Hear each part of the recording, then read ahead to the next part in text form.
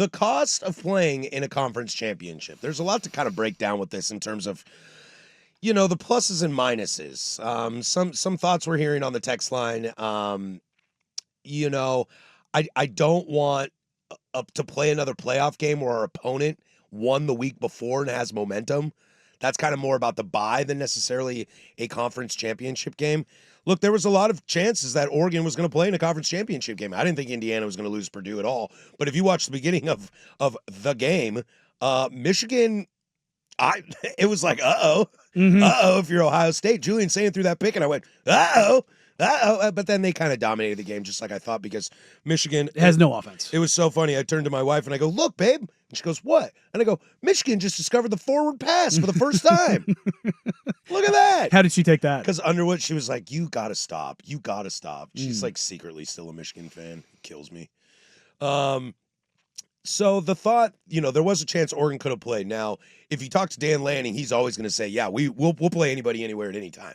And I think he likes the idea of, continuously keeping your guys healthy and stuff. I think in this case, in the college football playoff landscape, when you are in a conference like Oregon is in the Big Ten, let Ohio State and Indiana figure it out. I hear the thought of not wanting a bye. I totally understand that. I mean, if you're the AD, if you're the school, you want to host a home game. I mean, that you really want to host a home game. That's probably $1 million in your pocket. Exactly. So you want to do that, and I might argue that I want to do that too. If I could skip a conference championship game and host a first round, I'm kind of into that. Here's the thing. Ohio State showed us the pathway the first time. Like, that was a huge opportunity for them. They lost to Michigan, so they didn't play in the Big Ten title game. They had to host Tennessee, which Tennessee was talking all that jive. They put an ass whooping on them, and they were ready to go against Oregon the next week. With Ohio State and Indiana 1-2, is there any possibility that you see either of those teams falling out of the top four? Let's say Indiana goes out there and knocks the living crap out of Ohio State. It's 42-14, and it's not even close. Does Ohio State fall out of the top four? I don't think so. Flip it on its head. Ohio State just beats the hell out of Indiana. I also see that's the one I think is less likely to happen of falling out because Indiana still has good wins. Right. Ohio State doesn't. They've played basically nobody. They've played nobody. Cool. Michigan was ranked 15th. That team sucks. They have no offense. So I could maybe see Ohio State falling out, but I don't think they will because of brand, and they'd only have one loss, and conference championship games don't matter. So with that, if Indiana gets smoked, I think they stay in top four. It's a good story. They go to number 4. Okay. But they're still in the top 4. But they're still in the top 4, and I think it's because Mendoza will win the Heisman, and they have wins against Iowa and on the road, and Oregon on the road, Penn State on the road. Like, those are good wins. Yeah, all 3 road wins. Yes. And so you've got 2 for sure teams in the top 4. For sure. A&M, where do they go? I think A&M will drop out. Okay. So I think they will drop out because I like Georgia early on in this Alabama SEC title game. A little redemption for them. I know they have a Bama problem, and that will vault them ahead. And I think the committee might be impressed with Oregon, finally. And that becomes the question now. If you're Oregon, you're not playing in a conference title game. Nope. If you move into the top 4, you will not play for a month. I know, and I don't like that.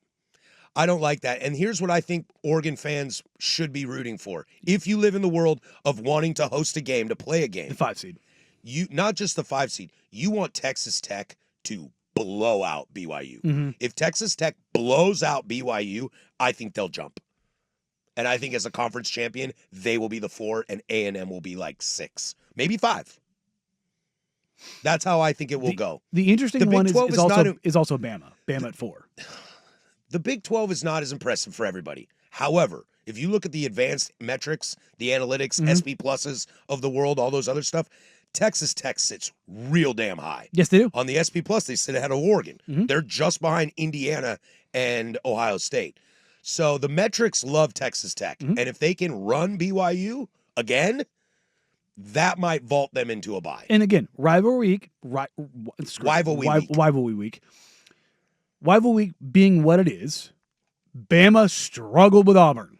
They did. I hate this Alabama team. I really do. So, does Alabama fall out?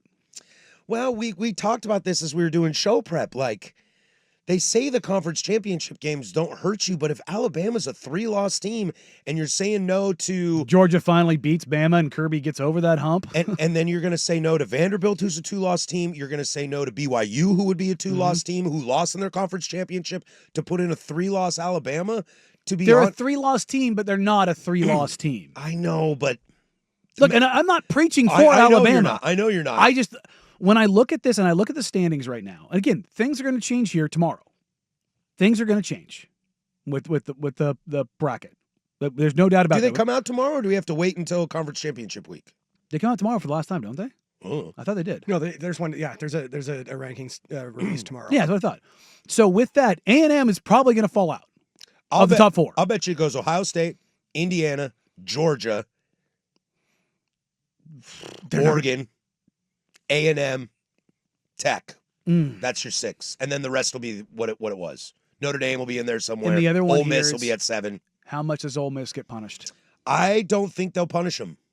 They shouldn't. I don't think they will. I think there's too much talk around that they're not in a conference championship game. That they sit in the same world as Oregon. Yes, they sit in the and same world that's as why Oregon. I'm looking at them. I don't think they do. I think because of how it all went down, and we'll get to that in this. It's the antithesis of Florida State. Now, quarterback is different than coach, certainly with Jordan Travis. But if you tell everybody like what you do matters, and everybody got worked up the way that they did about Florida State, and everybody in the end kind of said, well, they still got beat. It's like, yeah, they had like 25 guys sitting out. Of course they got beat.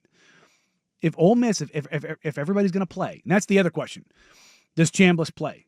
Does Lacey play? Are any of these guys leaving? Oh, yeah. If I'm Trinidad Chambliss, I'm going to LSU. Why, when I can have Sam Levitt? Because I already work with my guy. Fair. If I'm Chambliss, I'm going to LSU. Well, if any of that noise comes out, then yeah. If they find out that Chambliss is sitting out, they will punish them. Yeah. That's the Jordan Travis situation. And that's what Ole Miss has to protect against right now. Got to rally the troops. We went from basically knowing, quote unquote, knowing who the top 4 teams were. There's only 2. I know, but I think that's going to change. I think those seedings will change based on the conference championship. Oh, for sure. But I'm saying, but the 2 teams that we know for sure who are in the top 4, Ohio State and Indiana. Nobody else is in stone right now. No, if Georgia loses to Alabama, they won't be in the top 4. I think Texas Tech finishes in the top 4. I do. Which is crazy because they were at what, 8? Mm-hmm. People keep losing, and they're jumping teams. Yeah, they jumped Oregon. They jumped Ole Miss. And if they blow out BYU, who's currently the first team looking out, that'll put you in a bye. They love Texas Tech. And I think if you're Oregon, you're fine. The first round matchup coming into this week was Oregon, Texas Tech, and man, that was spicy. Real spicy. But if Oregon ends with the 5 seed and ends up playing the G6 team, your next game is Texas Tech. Well, no, I don't think Texas Tech goes higher than 4. Well, no, you would be 1. You're right. You're 5, 4. Yeah. Excuse me. 5 goes to 4. You'd get Texas Tech, so there's your matchup right there. There you go. Right, the Cotton Bowl.